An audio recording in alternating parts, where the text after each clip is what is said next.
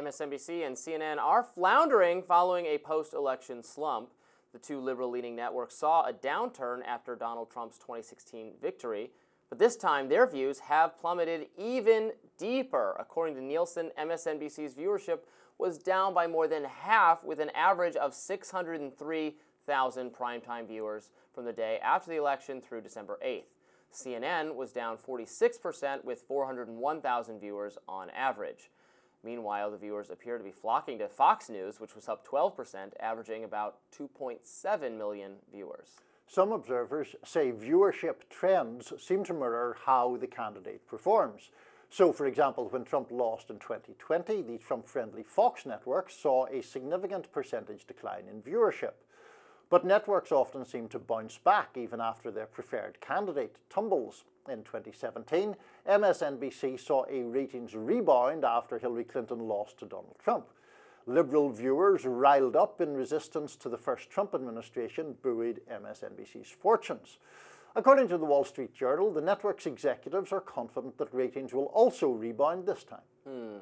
People on social media are zeroing in on how even the Food Network rated higher than CNN and MSNBC. Ghostwriter Tosca Austin posted, quote, "The Food Channel is outdueling MSNBC and CNN in the post-election ratings, and things are not improving. Viewers tuning in for news consummation get funeral fear-mongering and rage instead." CEO of the Democratic Coalition, Scott Dworkin, reacted, posting, quote, "CNN averaged only about 260,000 viewers per day, losing out to channels like Bravo and the Food Network after CNN spent years relentlessly attacking Biden and Harris while sane-washing Trump and his cult members. This ratings disaster is well-deserved," which goes to show that they're a little damned if they do, damned if they don't. Yeah. There are not enough just Trump-hating, obsessive people around still to make a successful cable news channel to satisfy that audience, I suspect. However, that is most of the people left still watching, so you can lose the audience you have. I think growing their audience is a little bit out of the question. So this is what they're struggling with. We'll feel are people actually watching feel betrayed when we do things like go to Mar-a-Lago, as Morning Joe did, to meet with Trump? The viewers feel betrayed. It's not actually going to bring in independent-minded or conservative-minded people. Independent and conservative-minded people are watching to make fun of them, I think, the way that I am.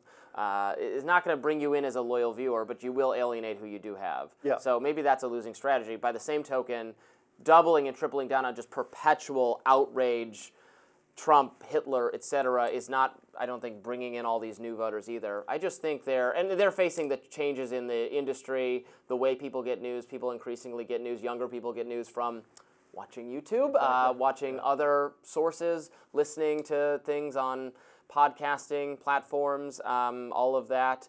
Just turning on the TV and watching, CNN or even Fox. Numbers doing very well, but in the long-term strategy, they know they got to pivot to a streaming platform. They have Fox Nation.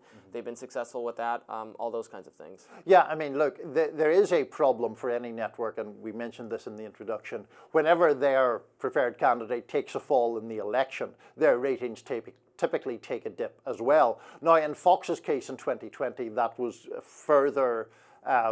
Part of the element of that was the whole issue of Fox having called the election for Joe Biden and the famous Arizona call, which was correct, but a large part of the Fox viewership took great umbrage at.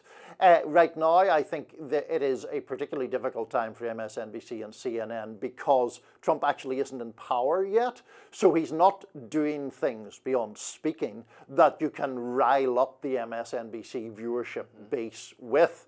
It is this period of time when that cohort is just very, very deflated by Trump's victory and doesn't have anything to push back against. I would expect once he comes into office that the ratings will recover to some degree, not necessarily to what they were in October, but I think you will start to get more of that liberal rage, which typically is good for MSNBC and to a degree CNN.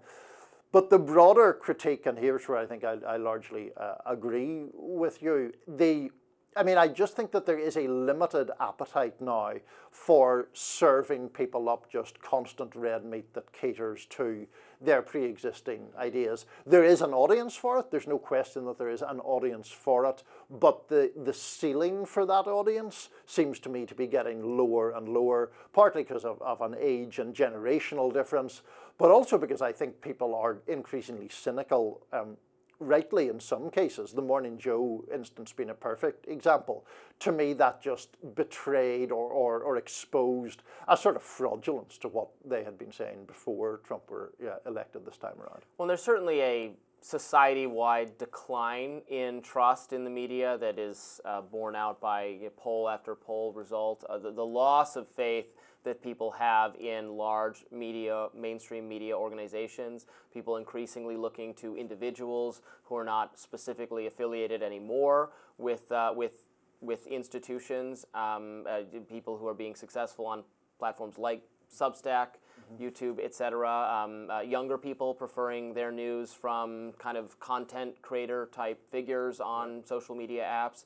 It's just a very different environment, and I think it's going to be difficult for a long time, maybe forever, for large organizations that have massive overhead costs that are paying these people very inflated salaries from an era where everybody had their TV on all day and the ratings were very high and you could do a lot with ad sales. Those legacy costs that are still around, which are now leading to layoffs of underlings or of people who make less money and are doing good reporting, and then they're the first to go, and then you kind of lose the meat of your organization, the actual good product of doing original reporting. That goes out the window. Yeah, no, I think that is definitely a part of it, and because the audience, I think, is shrinking, and the audience that exists for cable news is now people who want the more, frankly, propagandistic elements of it. So in order to expand beyond that, you would need to put money into the real reporting and into a certain greater degree of independence of mind. But that becomes very difficult when to get back to your original point, you don't want to lose the people who are already there, even if they're becoming smaller and smaller in number. So you put the resources into preserving that shrinking group and never reach the people who could be reached in other ways. This is not necessarily to get the cable news networks off the hook, but it is part of a much broader cultural shift. If you look at network television, the battles over who would get the Tonight Show or something were like really culturally important things 20 years ago, and now who really cares about that stuff? Soon TV will just be reruns of various police procedural shows, exactly. Medical dramas, those kinds of things, and I guess the Food Network, which is having a good month. Maybe that's the holiday baking programming. I used to watch a good amount of Food Network. Food Network used to be, just had the TV on all the time. In my apartment, it would be like the Food Network or HGTV. But now I don't even do that anymore. This is much more wholesome on your part than my kind of guilty pleasure, which is the true crime stuff, the investigation, discovery kind of things. I've got a little bit of propensity, relaxing from political news by watching murder. By homicide. Homicide relaxes me. More Rising right after this.